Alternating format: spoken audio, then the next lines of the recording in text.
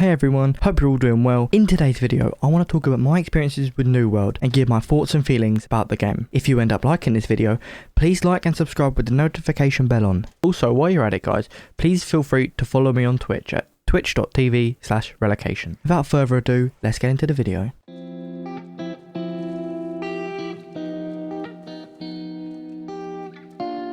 New World has just been out for over a week now, and I've been heavily playing over the last few days. Saying that, it's had a good stable release, apart from maybe queue times of a few thousand players, although this happens with every game and it always has its flaws. Let's start with the good bits first. Okay, so let's start with the map design. This is amazing in my opinion. The wilderness feels alive thanks to the NPCs and the real players helping to create the atmosphere.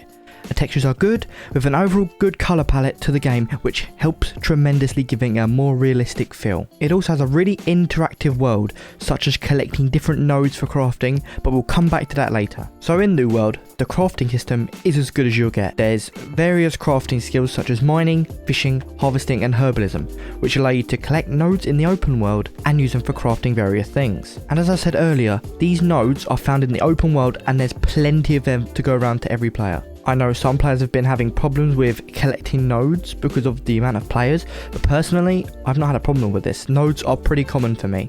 Okay, so next up we have factions, and there's three main factions in the game: Marauders, Syndicate and Covenant, and these affect your gameplay in a big way, especially in the PvP development of the game. As you explore, you're going to see players of different factions, and if you have PvP turned on, you'll be able to attack those players as you go.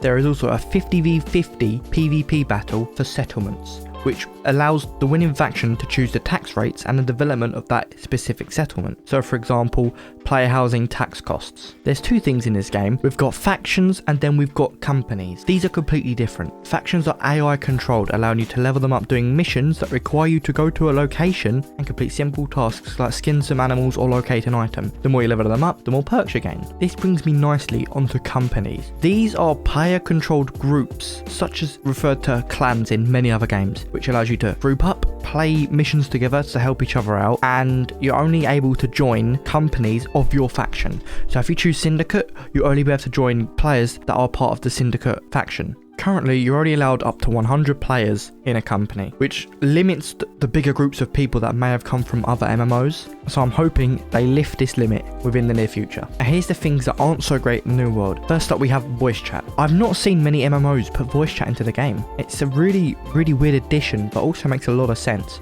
Because from Amazon's perspective, it encourages players to help one another, make new friends, just generally be around each other and just relax in towns and talk to each other. Whereas this is not the case in New World. People are randomly screeching down microphones and going around saying racial slurs to players, which just isn't on because it's voice chat, and any game that's got voice chat, you're going to get the trolls in it no matter what you do. And this is quite hard to mitigate because you can add a report system in, but it's just down to the player base if they report this type of behaviour. But I do believe Amazon could improve this system, as they already have really, because you have to be a certain level or your account has to be a certain age to enable voice chat. Right, this is another thing I haven't heard many people talk about, but it's the performance of the game. Like, don't get me wrong, how pretty this game is, it runs really well, but people are going to need really powerful systems to be able to take advantage of this game. It's with most games, but I just wish the entry bar was a bit lower for people with lower end systems to play the game, because I've not really noticed a difference between high graphic settings and low, and it seems there's not really a middle ground as such. But saying that, I am getting 60 FPS in most areas, apart from the occasional wilderness lag spike and towns which is going to have loads of people, which is understandable why it lags. But I just wish that this wasn't an inconsistency and the fact that it was more